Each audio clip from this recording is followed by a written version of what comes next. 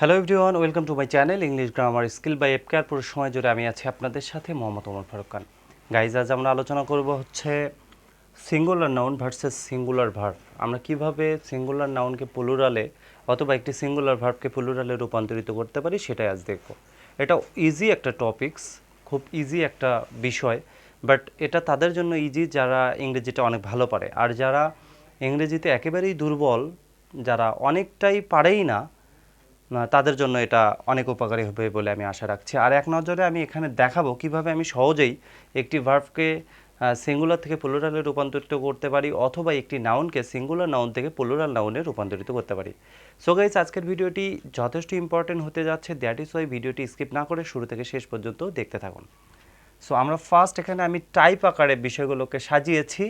First আমরা পাচ্ছি এমন কিছু জেনারেল নাউনকে বা এমন কিছু জেনারেল নাউনের ওয়ার্ডকে যেগুলোকে আমরা সরাসরি এই ওয়ার্ডগুলোর শেষে যদি আমি এস লাগাই দেই তাহলে কিন্তু কি হয়ে যাচ্ছে, সিঙ্গুলার থেকে প্লুরাল হয়ে যাচ্ছে। যেমন পেন, কলম, দেন পেন এস লাগিয়ে দিয়েছি, পেন্স কলমগুলো, টয় খেলনা, টয়েস খেলনাগুলো, ক্যাট বিড়াল, ক্যাটস বিড়ালগুলো। এভাবে আমরা ইজিলি কিছু ওয়ার্ড আছে, জেনারেল কিছু নাউন আছে, যে নাউনগুলো শেষে এস যুক্ত করে দিলেই কিন্তু কি হয়ে যাচ্ছে, সিঙ্গুলার থেকে প্লুরালে কনভার্ট হয়ে যাচ্ছে।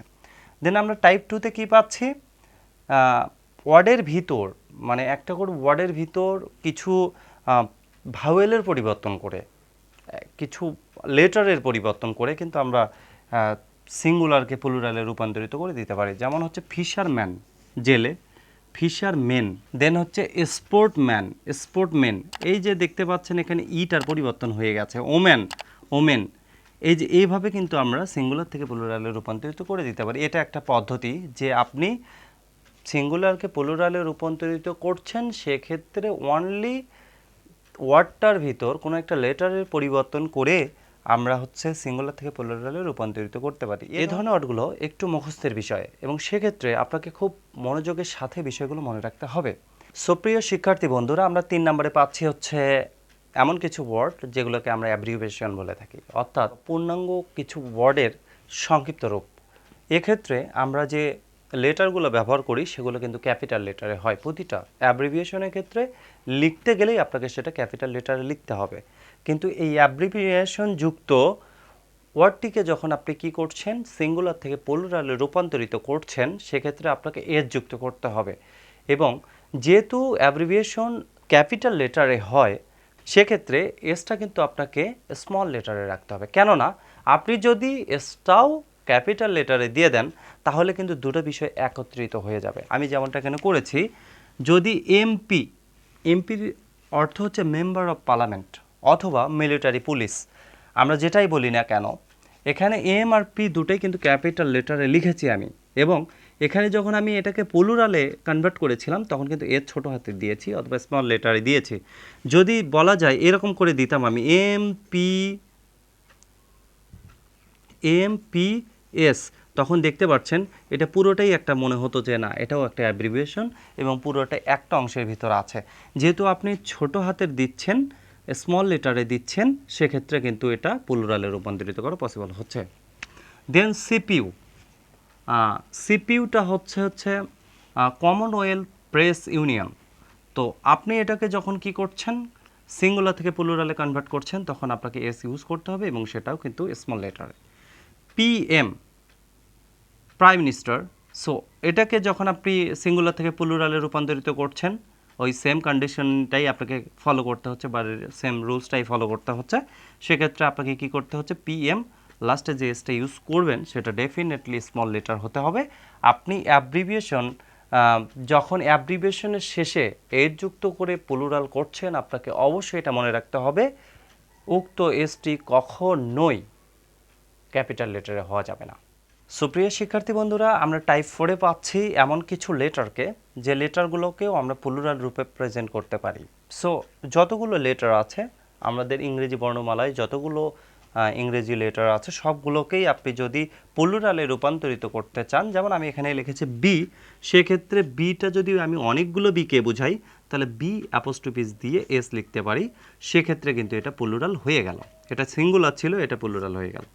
এফ, এফ এখানে রাখলাম, দেন অ্যাপোস্ট্রফি দিলাম, এস দিলাম, সো এটাও কিন্তু প্লুরাল হয়ে গেল। এখন যদি সেটা সংখ্যা হয়, যেমন আমি এখানে লিখেছি 4, এভাবে 1 থেকে যতগুলো সংখ্যাই হোক না কেন, সো অনেকগুলো যদি 4 হয় সেক্ষেত্রে আমি কি করতে পারছি 4 অ্যাপোস্ট্রফি এস।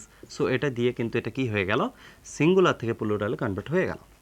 আরও কিছু বিষয় লক্ষণীয়, যে বিষয়গুলো আমাদের লক্ষ্য করা উচিত। ইটস, ইটস এটা কি আসলে প্লুরাল? যদি আমি বলি ইটের শেষে এস আছে, এটা কি প্লুরাল ধরবো? না। কেন ধরবো না? এটা হচ্ছে পজেসিভ ফর্ম। আমরা যখন পার্সন পড়ি তখন কিন্তু জানি এটা, এখানে ইট সাবজেক্ট হিসেবে ব্যবহার হতে পারে এবং এটা পজেসিভ ফর্মে আছে। এখন কথা হচ্ছে ইট তার সাথে যদি এস থাকে, এভাবে ইট অ্যাপোস্ট্রফি এস, এটা কি তাহলে প্লুরাল? না, এটাও প্লুরাল নয়। এটা হচ্ছে একটা পূর্ণাঙ্গ রূপের সংক্ষিপ্ত রূপ, সেটা হচ্ছে it is, that's mean it's, এটা সংক্ষিপ্ত রূপে আমরা লিখেছি। 1990s, সো এই যে 1990-এর সাথে এস লেখা আছে, এটা তার দশক বোঝাচ্ছে, অন্যান্য 1990 দশকে, এইরকম করেও কিন্তু আমরা এখানে প্লুরাল করতে পারি বা বুঝাতে পারি। সো বয়েস, সো আমরা যদি আমি বলতাম যদি বয় অ্যাপোস্ট্রফি এস দিতাম, সেটা না করে, বা এখানে কেনই বা বয়েস লিখে লাস্টে হচ্ছে এস দিলাম, আবার যদি এখানে এস দিয়ে দিই তাহলে বিষয়টা কেমন দাঁড়াবে? হ্যাঁ, যখন আপনি সিঙ্গুলার একটি নাউনকে প্লুরালে রূপান্তরিত করছেন, যদি সেটা এরকম হয় বয়েস লাস্টে অ্যাপোস্ট্রফি দিয়ে দিয়েছেন, সেক্ষেত্রে আপনাকে আর এস ব্যবহার করা যাবে না। যদি এটা করেন তাহলে, এটা যদি লেখেন তাহলে হচ্ছে বয়েস বালকেরা, আর যদি আবারও এস দিয়ে দেন তাহলে কিন্তু অর্থটা চেঞ্জ হয়ে যাবে, পরিবর্তন হয়ে যাবে। তো বালকদের, সো বালকেরা আর থাকলো না, আমি অনেকগুলো বালককে বোঝাচ্ছি বয়েস বালকেরা। সো সেখানে 5 জন 10 জন 15 জন 20 জন এরকম অনেকে থাকতে পারে, সো একত্রে। আর যখনই আমি বয়েজেস করব তখন আমার বিষয়টাই চেঞ্জ হয়ে যাবে, তখন বিষয়টা গিয়ে দাঁড়াবে বালকদের। তো সেখানে আর প্লুরাল বিষয়টা থাকলো না, এরকম দাঁড়ায়। Singular plural, so singular versus plural noun, singular versus plural verb, আমরা কিভাবে সিঙ্গুলার নাউনটাকে প্লুরালে চেঞ্জ করতে পারছি অথবা সিঙ্গুলার ভার্বটাকে প্লুরালে রূপান্তরিত করতে পারছি। সিঙ্গুলার নাউনের শেষে এস যুক্ত বা ইয়ের যুক্ত করলে প্লুরাল হয়। সিঙ্গুলার একটা নাউনের শেষে কিছু সময় এস, আবার অনেক সময় ইয়ের যুক্ত করে কিন্তু কি করতে পারি, আমরা প্লুরাল করতে পারি। উদাহরণস্বরূপ যদি বলা যায় বুকস, বুকস, এখানে বুক পাইলাম, বুক হচ্ছে সিঙ্গুলার, আর যখন বুকস করলাম তখন কিন্তু সেটা প্লুরাল নাউনে রূপান্তরিত হয়ে গেল।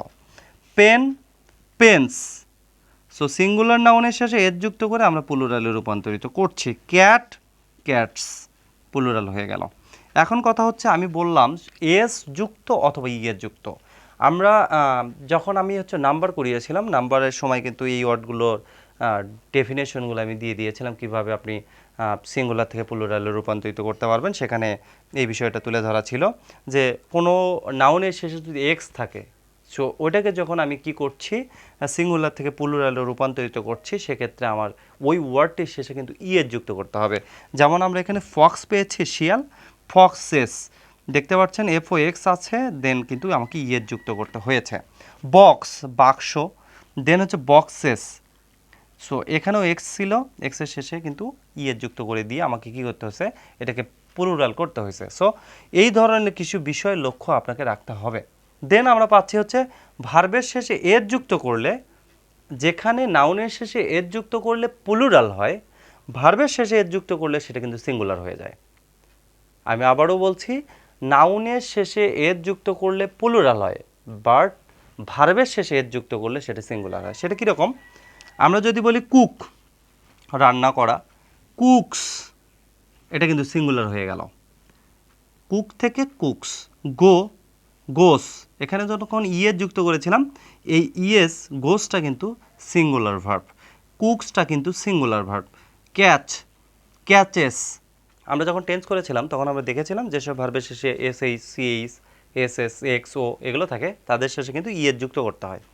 সো আমাদের এই বিষয়গুলো মনে রাখতে হবে।